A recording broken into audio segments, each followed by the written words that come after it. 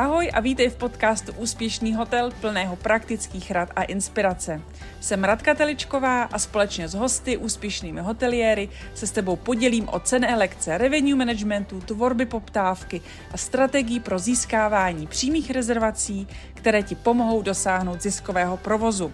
Jsem tu, abych tě inspirovala a doprovázala na cestě k maximálnímu využití potenciálu tvého ubytovacího zařízení. Tak pojďme na to. Téměř v každém mém podcastu se setkáváš s hoteliérem, který se hoteliérem nenarodil, ale který se jim stal. A tohle je případ Katky, která provozuje krásné malé ubytovací zařízení, jmenuje se Homotů Statek na Kokořínsku. S Katkou já jsem se seznámila už hodně dávno, právě díky její iniciativě na Kokořínsku v rámci destinačního managementu a jsem moc ráda, že je součástí programu Úspěšný hotel, takže věřím, že si její životní příběh ráda poslechneš a že mi dáš zpětnou vazbu, jak se ti to líbilo. Takže si to užij. Takže Kačko, děkuji za to, že jsi přijala mé pozvání. Jsem ráda, že jsme tady spolu, pro tebe je to první podcast. Naprosto. Takže s Radkou se vždycky vystupuje z komfortní zóny, je to tak? 100%. Takže děkuji za tvůj čas.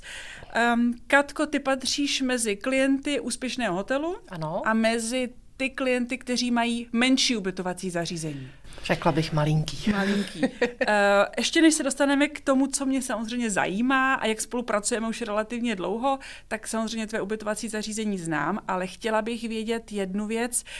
Mně se častokrát hoteliéři ptají nebo mi říkají, ale ten váš program Úspěšný hotel je hodně drahej a my máme třeba jenom 7 nebo 8 pokojů. Jak jsi vlastně přistoupila k tomu vstupu do toho programu? Ty máš 9 pokojů, máš Přesně statek. tak. Jak jsi k tomu přistoupila k té investici ty? Tak já to beru jako investici nejenom vlastně do našeho ubytovacího zařízení, ale hodně i to beru jako investici do svého vzdělávání, do svého posunování se někam dál. A vlastně, když si to člověk jakoby takhle rozmělní mezi tu biznisovou a osobní složku, tak najednou prostě pak už se to zdá naprosto relevantní. No a vydělala jsi ty peníze zpátky? Řekni. Já si myslím, protože my jsme vlastně vstoupili, nebo já jsem vstoupila do programu v srpnu 2023, ale už jsme se předtím několikrát potkali na různých jiných školení.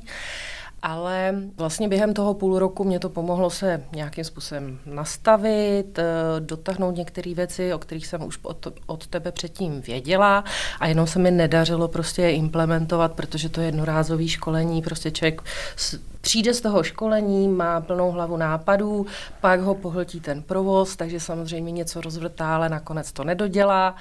A tenhle ten program má tu výhodu, že jsou tam ty pravidelné setkávání a člověka to motivuje vlastně těm věcem se vracet, dotahovat je, implementovat je. A těch prvních půl roku bylo takový, jako že se to usazovalo, že jsem si dělala nějaký plány na ten rok, na sezonu 2024 a musím říct, že mám teď zatím pocit, už samozřejmě podložený nějakými čísly, že teď se skutečně s tou nově nastupující sezónou to začíná zúročovat.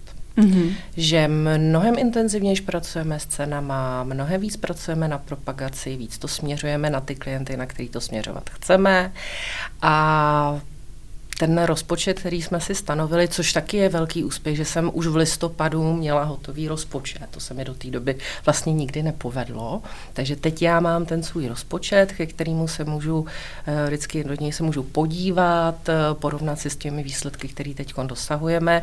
Máme za sebou první kvartál a musím říct, že jsem velice spokojená. Koncový čísla ti řeknu za rok. A řeknu ti je ráda. Tajnůstkářka. Ne, je to hezký. Jsme, kdybych měla mluvit konkrétně, tak k dnešnímu dni sedíme na nějakých 30% vlastně plánovaného rozpočtu v ubytování. A to si myslím, že na konec března, protože to číslo je z minulého týdne, je velice hezký výsledek. Sezona teprve přichází na Kokořínsko. Nám teprve sezona vlastně přichází, takže... Výborně. Prozrať našim posluchačům něco o tvém ubytovacím zařízení. Takže my jsme opravdu malinký ubytovací zařízení, řekla bych takový venkovský hotýlek uprostřed Kokořínska. Kokořínsko samo o sobě je prostě nádherná lokalita, plná malebné přírody, kulturních památek, prostě je tam co pořád objevovat. A náš statek sám o sobě je kulturní památkou, je vlastně takovým typickým představitelem lidové architektury Kokořínska, takže když hosti k nám přijedou, tak vlastně mají tu možnost poznat z toho Kokořínska to nejlepší. Na jednu stranu tu krásnou lidovou architekturu a na druhou stranu tu blízkost té přírody, která je prostě uchvatná, já ji miluju. Je fantastický. Já jsem viděla tvůj poslední příspěvek na Facebooku, svatba v podzimním ráji. Ano. To jsem ti hnedka musela okomentovat, protože musím třeba říct, že ty jsi se krásně vyvinula v tom marketingu za tu dobu, co spolupracujeme. Určitě. Dřív to bylo takový to tlačení toho prodeje, prodat a teď už to jde jako hodně do těch emocí a ta věta jakože svatba v podzimním ráji. Já bych se vdávala, hele, můžeš. Já vím. Chcete mě? Tak to je hezký. To znamená, ale jak ty jsi se vlastně dostala k tomu, že se z tebe stane hoteliérka, protože... Ježiš, to je vůbec příběh. Tak ven s ním. No, my jsme opravdu zase, je to skrze tu lásku k tomu Kokořínsku, protože moji rodiče koupili v roce 2002 na Kokořínskou chalupu. My jsme tam začali jezdit, pak se narodili děti, tak jsme tam trávili strašně moc času. No a nakonec jsme v té samé vesnici si postavili rodinný dům a před 12 lety jsme se tam přestěhovali. Oba s manželem jsme v tu domě vlastně měli práci, takže jsme mohli dojíždět nebo pracovat z domova, já jsem se mohla věnovat dětem. A celý to vzniklo, já říkám, u jedné skleničky červeného vína navíc o Velikonocích 2014, kdy jsme s mým tatínkem začali jako rozebírat právě, jak to Kokořínsko je vlastně pořád taková jako nepoznaná oblast, jak chybí ta infrastruktura pro ten turismus, jak to bývávalo vlastně třeba pro Pražáky, opravdu velice známý výletní místo, ještě moji rodiče tam pod hrad prostě jezdili, tam bylo obří koupaliště a že vlastně tohle všechno se tak jako ztratilo a že mimo tu sezónu vlastně není kde se ubytovat, není kde se najíst. A naprosto bez jakýchkoliv plánů na cokoliv mi zvědavost nedala a jen tak jsem si zabrousila na internet jako statek na prodej a hledala jsem něco, jako, co by se dalo přebudovat na nějaký zajímavý penzion, hotel, protože navíc můj manžel je architekt, takže on jako naučil se na ty věci dívat trošičku jinak. No a objevila jsem takovou růjničku, kousek od Domšena a protože Domšena jsem pravidelně jezdila, tak jsem si tam našla, zajela jsem se podívat a říkám, proboha, no to je teda ruina, zarostlý jak v pohádce o šípkový růžence. No ale protože jsem zase holka zvědavá, tak jsem si domluvila i schůzku s realitním makléřem, že jsme se chtěli podívat dovnitř, jak to tam jako vypadá. No a jak jsme to tak procházeli s manželem a teď opravdu to bylo úplně vybydlený, a tak jsme říkali, hele, jako tady by byla hezká recepce, tady by byla hezká jídelna, a ten pokoj, to by byl pěkný apartmán a tady ty sklady kolem té Pavleče, to by byly super pokoje, tam by byly vidět ty trámy, jo, aby prostě to pěkný bylo vidět. Takhle jsme si jako fantazírovali, odjeli jsme, zapomněli jsme.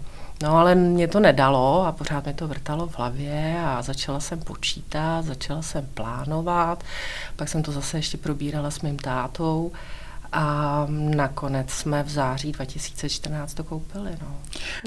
V tom měsíci se narodil můj syn. To je nějaký znamení, hele. To bude ono. To znamená, je to vlastně láska? Určitě. Vychází to z toho, že jste tam jezdili jako děti nebo rodiče v podstatě? My jsme jako děti vlastně tam tudy jenom vždycky projížděli směrem na Českou Lípu a kdo zná hlavní Kokořínský důl, tak ví, že vlastně když jede tou silnicí, tak jsou tam ale takový jako stromořadí bříz. A já si jako dítě pamatuju, že vždycky, když jsme tam tudy projížděli, že mi to připadalo jak v pohádce. Ta úzká silnice, to údolí, ty břízy nad tím. A to je jediný můj zážitek z dětství z Kokořínska. Mm-hmm. Jo, mě vlastně k tomu poznání přivedlo a když moje maminka si právě vydupala, že tam chce chalupu. To je ten dům. Mm-hmm. To je hezký. Krása. To znamená, když se podíváme na to, co jsi se tím splnila ty, jak ty jsi si vysněla, jak se to s manželem dali dokupy a zrekonstruovali, kdo nejvíc nebo nejraději k vám jezdí? Obecně si myslím, že máme takový zdravý mix. Já jsem to směřovala především na vlastně individuální pobyty, Samozřejmě v létě jsou to rodiny s dětma, mimo tu hlavní prázdninovou sezónu jezdí hodně páry starší, který chtějí mít klid, chtějí si užít tu přírodu bez těch davů těch turistů. Ale samotnou mě překvapilo, když nás začaly vyhledávat firemky, takže jsme začali pořádat firemní eventy, najednou se objevily poptávky po svatbách, to mě vůbec vlastně v tu dobu nenapadlo, že by to bylo až tak atraktivní. Takže dneska si myslím, že máme opravdu takový zdravý mix vlastně firemních a rodinných eventů a individuálních pobytů. A vlastně v každé té části sezóny je pro nás důležitá jiná ta cílová skupina. A myslím si, že se nám daří vlastně naplňovat očekávání těchto lidí, kteří prostě si nás vyhledají, protože je to něco jiného. I pro ty firemní akce prostě není to kongresový centrum, je to unikátní místo, který má samozřejmě nějaké svoje kouzlo. A bydlíš tam? Ne, naštěstí ne. Takže jezdíš do práce. Jezdím do práce, je to víceméně mám zkušenost, kdy jsem pracovala z domova a podnikali jsme doma a vím, že to není úplně jakoby dlouhodobě udržitelný, takže já tam trávím strašně moc času, ale jsem ráda, že pak můžu přijet domů, odpojit se a trošku si užít zase rodinu a svůj klid. Nejenom padnout do postele za vlast. Přesně tak. A ráno zase vidět ty první, co vidíš. Všechny ty provozní nedostatky. Přesně. Jak pomáháš nebo jak vlastně vytváříte tu jedinečnou atmosféru? Vycházíš z toho, co je venku? A nebo nějakým způsobem tvoříš něco speciálního ještě navíc, aby se klienti vraceli a byli spokojení? Tak samozřejmě to Kokořínsko, ta destinace je lákavá, ale pro spousta lidí stále neznámá. Takže máme to hodně postavený na tom, že vlastně opravdu ten dům jako takový je unikátní, ale to, co si myslím, že vytváříme a co hosté oceňují a vidíme to i v recenzích, nebo když si s nimi povídám, že opravdu se snažíme jim dát pocítit, že každý ten host, každá ta událost je pro nás důležitá. A že vlastně si strašně ceníme toho, že si právě jako vybrali nás a že ten svůj čas a peníze se rozhodli vlastně strávit u nás. Je to prostě o tom, že je to hodně osobní. A ty hosté si myslím, že to takhle z nás cítí. A musím říct, že největší třeba pro mě zážitek byl z loňského roku, kdy jsme tam pořádali jednu svatbu a když potom maminka ženicha, což vlastně je jedna z těch nejdůležitějších osob toho svatebního veselí, když si dá tu práci, že napíše opravdu dlouhou recenzi, jak se u nás prostě cítili vítaní, jak se cítili opravdu jako doma, že si to moc užili, že prostě to bylo komfortní, že se cítili opečovávaní, tak to si myslím, že je přesně ono. Tak to má být, tak je to správný. No ono je vlastně velký rozdíl být hoteliér velkého hotelu a být ten hoteliér toho malého hotelu. A je to právě v tom osobním přístupu. A máme klienty, kteří chtějí mít osobní přístup, a máme klienty, kteří vlastně nechtějí vůbec žádný osobní standardy. Přístup. Přesně tak. Takže ty si tam ukázala tu lásku, když tam máte hosty, ukazuješ jim nějakou, nebo říkáš jim nějaký ty zákulisní místečka, kam by měli jako jít, co ne všichni znají, nebo se nikde neukazuje a nikde o tom nemluvte. Kam bychom teda měli vyrazit? Myslíš na Kokořínskou? No, tam určitě. U vás. Já jsem taková věčná objevitelka, takže já se neustále pouštím, ať už pěšky nebo na kole, do míst, kde právě není moc lidí a kde vím, že i třeba místní mě upozorní, že je tam nějaká stará původní cesta. A tam veliký kouzlo mají cesty, které jsou vlastně jakoby, když to řeknu, jak kdyby vyřezaný ve skalách. Jo? Člověk jde cestou a nad sebou po levý, po pravý straně má 2 metry prostě té pískovcové skály a ta cesta je tam uměle vytvořená, už je dneska opuštěná, zapomenutá, nebo ji zná jenom místní. Takže já se snažím jako tyhle ty cesty objevovat a ráda se pak podělím s těmi našimi hosty a doporučuji, kam se podívat, kam se vydat. Sice to má samozřejmě někdy úskalí, protože většinou se pohybuju na kole, tak zrovna teď zase o víkendu jsem asi kilometr nějakou úzkou skálou, cestou tam to kolo vlekla, málem na zádech, abych se tam vešla i s tím kolem. Ale přesně zase už mám připravený materiál, abych udělala příspěvek o tom prostě kam se vydat, na Dedvězí, kudy to odtamtud vzít trošku jinou cestou, na co si dát pozor, jestli pěšky na kole. A tohleto, jako, to jsou teď věci, do kterých bych chtěla investovat mnohem víc svého času, abych těm lidem ukázala, že Kokořínsko není jenom Kokořínský důl. Mm-hmm. Že je tam spoustu jiných míst, zákoutí, nádherných vesniček. Ty vesnice samy o sobě jsou každá jak skanzen. Jo, a to je to krásný. A tohle to ráda těm lidem sděluju a ráda se o to dělím. Tak tohle je vlastně, bych řekla, hodně tvůj marketing, protože ty vlastně při vstupu do programu Úspěšný hotel si začala tyhle ty věci víc objevovat. Když jsem ti vlastně říkala, že se musíme odpoutat od toho prodávání postelí. Je to tak. A jít prostě na tu jinou úroveň, to, co vlastně nás jako nesmírně baví. Takže ty si to začala víc jakoby propagovat. Ty si začala psát i jako e-booky na tohle téma. Teď pracujeme intenzivně na e-booku, který právě mě měl zahrnovat i tyhle typy na výlety. A pro mě teda opravdu velká výzva byla, když si říkala, musíte jít víc jako, já to řeknu, s ksichtem na trh. Jo? Takže já se snažím právě neustále překračovat tu svoji komfortní zónu a holt prostě jít i před ten mobilní telefon a říct těm lidem, co zrovna podnikám, kam jedu a jaký tam můžou mít zážitek. Takže doufám, že se mi to bude dařit víc a líp a že ty lidi budu motivovat k tomu, aby ty moje bláznivé cesty zkoušeli taky. No. Ty jsi nádherná žena, takže je potřeba to ukázat. Dostali jsme to darem, tak je potřeba to lepší už to být nemůže, že kdyby to mohlo být lepší, tak je to lepší. Takže, ale je pravda, že já jsem s tím taky, musím se sama za sebe jako přiznat, že jsem s tím taky strašně moc bojovala. Stoupnout si na konferenci před 100 živých lidí není takovej problém, jako dívat se na tu svoji kameru a říkat, ježiši, ten nosánek se nám tady trošičku nevyved. Ano, a pak v detailu se máš možnost zkoumat. To je. No, takže se vlastně jakoby přijmout taková, jaká seš, je vlastně možná to jako úplně nejtěžší, protože nás a nic proti našim rodičům, oni to mysleli dobře, že určitě. Jo, že prostě je potřeba, aby jsme se víc upravili, aby jsme byli krásnější, že sami o sobě jako musíš hezky oblečená, abys byla hezká, že jo. Přesně. A přitom je to všecko jako jinak. A pak zjistíš, že největší úspěch má tvůj příspěvek, kde seš upocená s helmou na hlavě, brejlem a šátek omotaný kolem krku, že si zrovna vyjela nějaký kopec a chceš těm lidem říct, že je už krásně a že mají přijet a jet na to kolo. Takhle se dělá hotelový marketing, že jo? Jo. Kačko, takhle se dělá hotelový marketing. Je to velký dobrodružství. A baví mě to.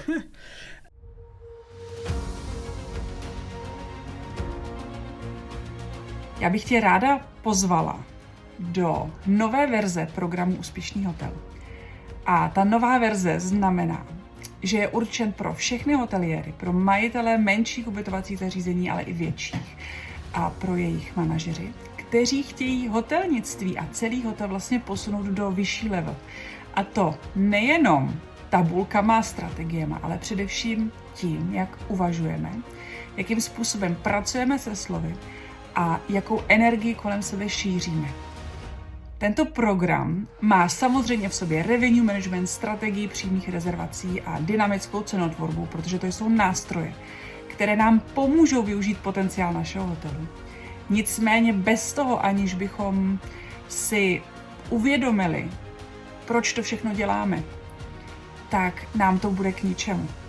Hotelnictví prostě není jenom o tom vydělat kupu peněz, ale o tom předat tu lásku, předat to nadšení a tu energii, kterou vkládáme do toho našeho hotelového biznesu. Tak, aby to ten klient viděl, cítil, aby se vrátil, abychom skrze to, co mu věnujeme, jsme budovali značku a aby to naše ubytovací zařízení bylo úspěšné.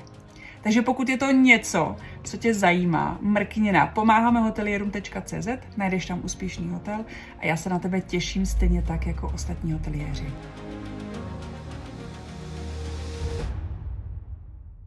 Ty máš ale velké plány, je to tak. Protože já když si vzpomínám, vlastně když se vstupuje do programu Úspěšný hotel, tak já sam mám vstupní dotazník a chtěla bych vlastně každého toho hoteliéra poznat.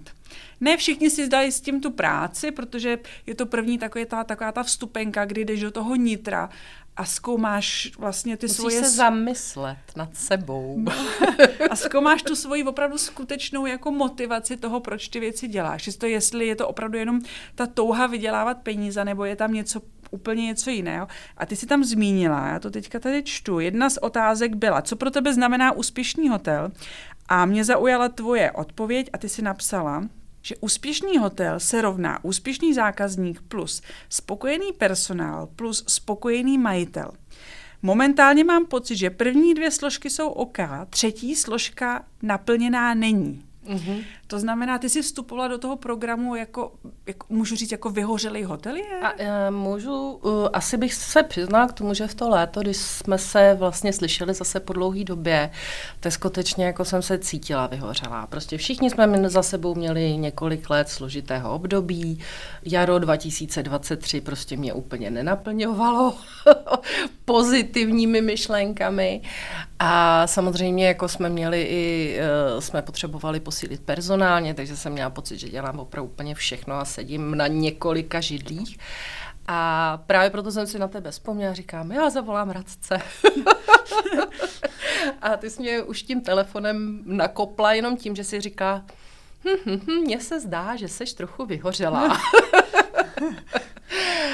Ten moment vlastně, jako asi jsem si to tak jako zvědomila, tak jsem říkala, jasně, ale já s tím musím něco dělat, protože mě ta práce ale baví, já to dělám ráda, mě to těší, jako já to chci posunovat dál. Takže když jsem tohleto sepisovala, tak skutečně vlastně jsem si to tak jako v té hlavě uspořádala a dneska se cítím už podstatně líp a už jenom proto, že vlastně mě to neustále dává impulsy, to setkávání se v rámci té skupiny, co novýho vymyslet, na co se podívat. Hrozně moc mě to ovlivnilo v zamyšlení se nad tím, jak víc využívat moderní technologie, aby jsme spoustu procesů automatizovali právě i v tom našem malinkatém hotýlku. Jo, že není potřeba spoustu opakujících se věcí prostě dělat manuálně nebo vkládat data a podobně. Pro mě jako to znamenalo obrovský posun a to mě na tom baví. A tím pádem, jakmile zase získám ten impuls toho, že dělám věci tak, jak mě baví a že mě baví, tak už se cítím spokojená. Tak skvělý, takže máme, řekněme, že to je 9 měsíců, co spolupracujeme každý týden, vlastně ve čtvrtek se setkáváme. Já bych říkala, že se i možná víc těšíš na ty setkání, je to tak? Já si tam vždycky dobiju baterky. To je jedna z věcí, že jak jsme vlastně tím provozem nesmírně jako omezený, tak si nenacházíme ten čas, tu prioritu, tu spokojenosti toho majitele. A to je vlastně alfa omega toho, aby ty si opravdu mohla ten projekt jako dál rozvíjet. Protože ty máš velké plány, je to tak? Mám.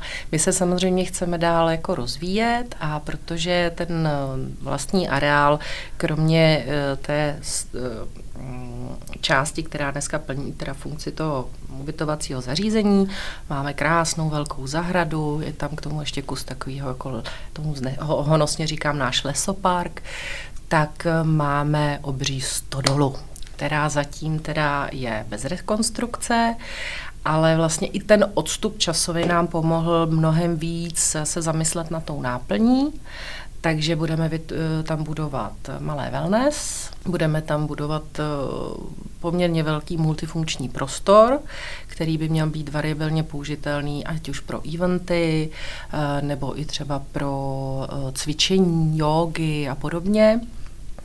A přibydou nám pokoje. Takže rázem zvýšíme kapacitu o úctyhodných 55%. Což při naší velikosti zase není samozřejmě takové umění. Nicméně se na to velice těšíme, protože samozřejmě očekáváme, že ty náklady nebudou růst tolik a že vlastně budeme schopní mnohem víc fungovat i mimo sezónu, že se nám prodlouží ta sezóna, protože nabídneme to wellness, v zimě budeme moct nabídnout ten prostor právě třeba pro víkendové pobyty s jogou a tak dále a tak dále. Dneska jsou hity retreaty, toho jakoby vstoupení zpátky sama k sobě.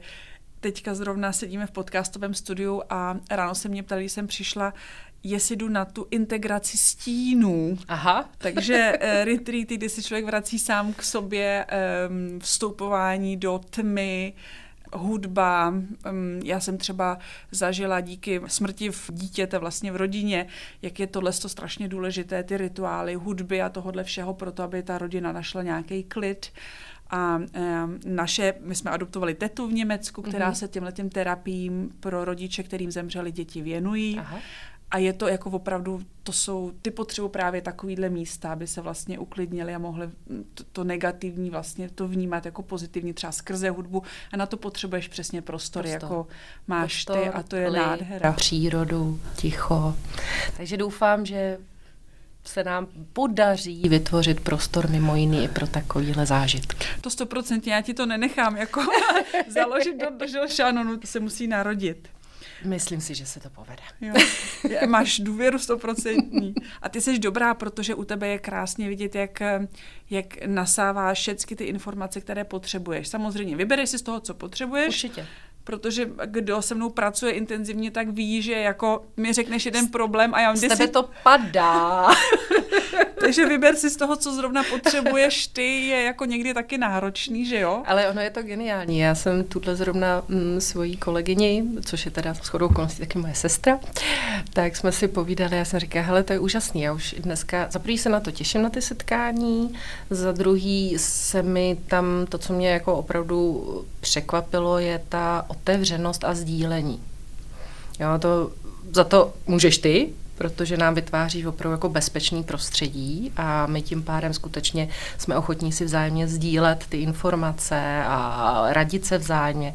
Ale že jsem dospěla už k takové věci, že když pak v klidu už potom sedím nad nějakou věcí, něco řeším, jede mi to v hlavě, tak já jako mám ten moment pocit, jako kdybych zase seděla jakoby virtuálně v místnosti s váma a teď mi tam nahazuje, co by řekla ta Kratka, co by řekla Alžbětka, Zuzana, David. A teď mi to tam takhle běhá, najednou mám ten tým a už si jenom vybírám. To je krásný, moc krát děkuju.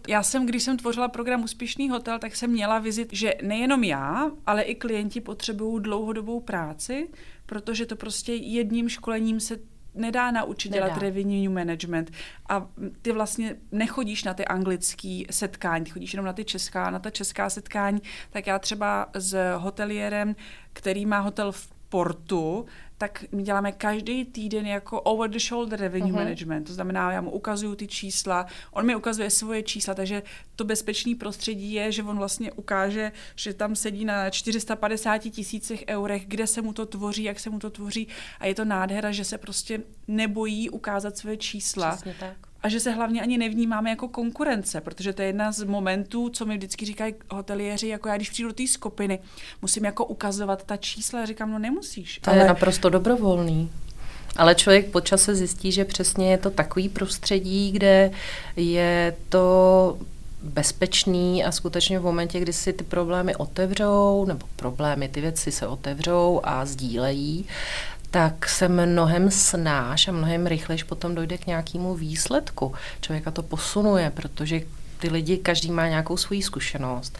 Velice zábavný je to, že vlastně, já nevím, snad tam nikdo není vlastně původní profesí hoteliér.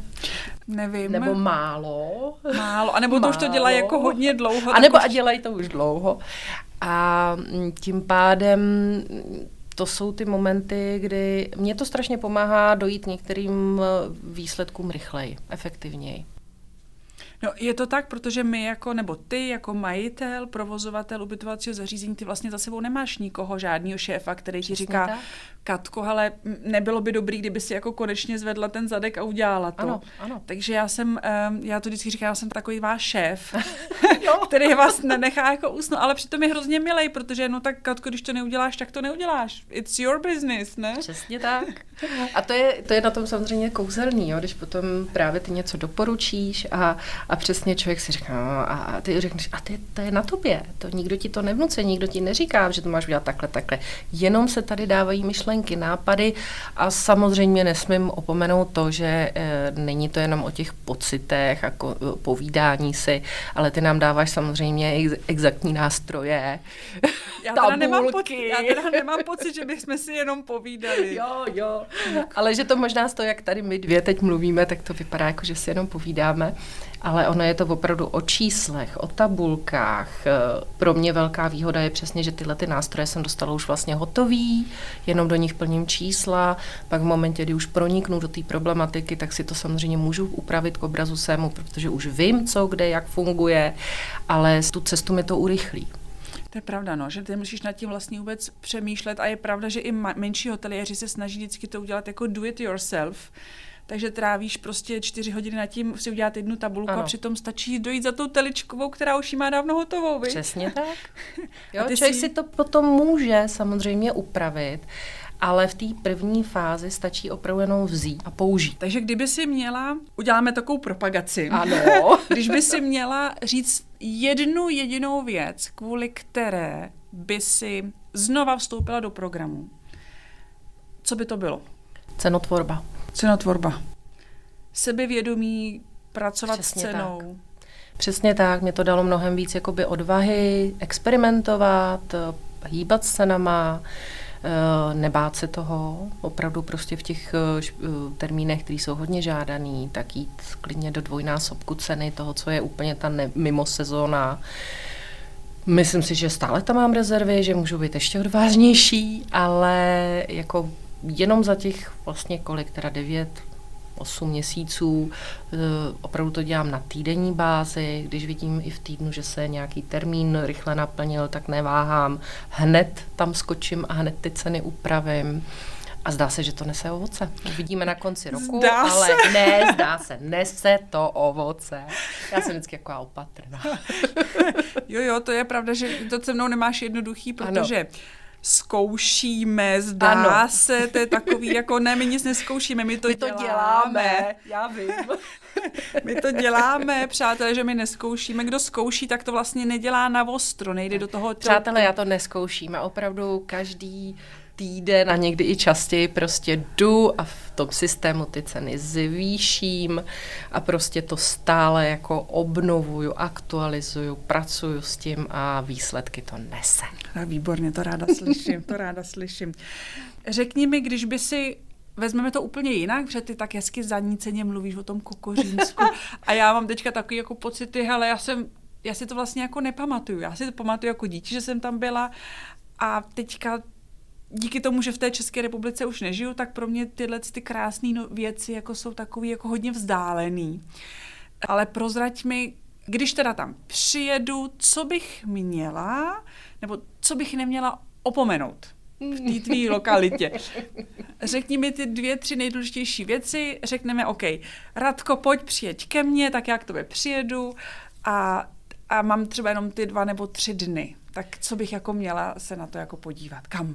Tak výhoda je, že když nám přijedeš jenom na 2-3 dny, tak i tak jako opravdu můžeš zažít to, co je, řekněme, nejpopulárnější, což samozřejmě hrad Kokořín, to je jasný, ale to, co je na tom Kokořínsku krásný, jsou skály. To znamená, já bych tě určitě vzala na Cinibulkovu stezku, která vede kousíček od nás, není moc dlouhá, ale vlastně uvidíš tam to nejkrásnější z těch skal. Musíš si vzít pevný boty, protože polezeš po žebříčkách, polezeš po skalkách, musíš se tam na některých místech i držet kovového zábradlíčka. Součást té Cinibulkovy stezky je přírodní skalní labyrint. A skutečně, kdybys tam neměla ty cedulky, kudy máš jít, myslím si, že se tam dá i krásně zaplout. Takže to nebude na 3 dny. Ale pak tě vezmu určitě i na mnohá jiná místa a jak už jsem zmínila, mojí snahou je ty lidi přivést mimo ty hlavní turistické atrakce. Protože za prvý samozřejmě tou koncentrací těch lidí ta příroda trpí, takže je lepší, když se to trošku rozptýlí. A skutečně těch míst, které na tom Kokořínsku jsou a jsou atraktivní, je mraky a musíš přijet, já ti to ukážu. Musíš přijet. Píšu si. Pojďme se podívat na, já vždycky říkám, šampaňský klient, to je jedna z těch prvních věcí, kterou je potřeba, abychom jakoby prozkoumali. Myslím si, že ty jsi to krásně uchopila, máš ty velké plány, Ale řekněme, že třeba ještě něco úplně není splněný, takže já mám ten kouzelný proutek a můžu ti něco splnit. Co by to mohlo být, co bych já třeba tobě ještě mohla dát nebo ti splnit, ještě co úplně je přes tu hranici toho šampaňského klienta, co si říkáš, jako to je opravdu něco, co nejsem schopná nijak dosáhnout. Řekni mi, co tam je. Co by to mohlo být? No, já jsem jako samozřejmě ideálně bych jako si představila, jak šlehneš tím ploutkem a já už mám hotovou tu stodolu, jo. Ale to bych se zase připravila o ten zážitek toho procesu, toho budování a to my s manželem strašně rádi. No, co dál? Já se přiznám, že vlastně já jsem s těmi klienty a s těmi hosty, který k nám jezdí, já vlastně teď jsem s nima strašně spokojená, abych asi neměnila. Tak to je skvělý. Tak to je skvělý. Mě tam jezdí ty samý báječní lidi, s kterými si prostě vždycky povídáme a pokud mi budou jezdit takový lidi, jako jezdili loni a letos, tak já budu asi hrozně šťastná. Ono je to, Katko, jenom o té tvý energii. Taková, jaká seš, co vysíláš do světa, to se ti vrací. A vrací se ti to nejenom v těch skvělých, úžasných lidech, ale vrací se ti to i v těch financích, který pak můžeš propálit v té stodole, v uvozovkách nebo v čemkoliv jiným. Tak já to dělám pro radost, velký čas, nebo takhle, pro radost. Já jsem pracovala 15 let v logistice, dělali jsme pro automotive business, což je velice náročný. A vlastně tohleto je opravdu takový můj... Baby. Takový moje mimínko, no. Jo, a tak který to si užívám. Kdyby nebylo takových malinkatých, úžasných, skvělých hotelierů, jako seš ty, tak je ta země hrozně chudá. Je ta země chudá. Jsou skvělý, úžasný hotely, luxusní, všechno, o tom žádná, ale potřebujeme tu naprostou různorodost v tom hotelnictví. Přesně, já jsem chtěla říct, ta pestrost je strašně důležitá, protože to myslím, že prostě potom dělá ten život hezký. Výborně, krásné zakončení. Moc krát děkuju za pohádkové povídání. Děkuju. Bylo to moc příjemné a budu se těšit teda na Kokořínsku. No, já ti to připomenu. Aj. Píšu si to, ale je to tak, Katko, já kdybych měla obět všechny svoje klienty, tak nedělám nic jiného, než objíždím ty klienty, i když by to nebylo, jako já bych se tomu vůbec nebránila. Dělej si takovej rok. Rok u klientů. Tak kde začnu? Vím i od jiných kolegů, všichni bychom tě rádi uvítali. Je to hezký. Je pravda, že já jsem vlastně ve spoustě těch vašich hotelů nikdy nebyla. A možná právě proto se mi ta práce s váma dělá tak dobře, že já nejsem v tom provozu. Nejsi zaujatá. A můžu vám to rovnou jako hodit na stůl, tady to nevidíš, tady to by si měla vidět. Ale někdy to, Katko, nebolí to někdy? To, že nám... píchám, No, já si myslím, tak to je otázka, jak to člověk vnímá. Já to beru prostě jako inspiraci, jako, já nechci použít slovo kritiku, jo, protože to úplně, ale je to prostě takový to zdravý popíchnutí, který všichni potřebujeme. Aby jsme se posunuli dál. No tak paráda. Tak zamakáme na tom. Uvidíme se zítra. Ano. Že dneska je středa, takže zítra takže náš čtvrtek. Zase nás to čeká. Tak se těším. Dám si kafe, naleju si skleničku vody a budeme zase probírat čísla a to je fajn, když si právě člověk může srovnat vlastně, jaký mají výsledky ostatní kolegové a přesně mu to dává takový jako jo, tady dobrý, tady se musím nad tím zamyslet, tady se musím posunout. Už se na to těším, protože určitě zase bude spoustu podnětů. Já taky. Moc krát děkuju, Katko, ještě jednou za tvůj rozhovor a vidíme se. Děkujeme za to, že jsi s námi. Přinesl ti tento díl radost, inspiraci či užitek? Mám na tebe 2 prosby. Ohodnoť náš podcast 5 hvězdičkami a nezapomeň sdílet s ostatními. Přihlaš se k odběru a získej upozornění na nové epizody. Tvoje recenze a odběr pomohou ostatním najít naši komunitu úspěšných hoteliérů. Těším se na setkání příště, měj krásný den a brzy ahoj!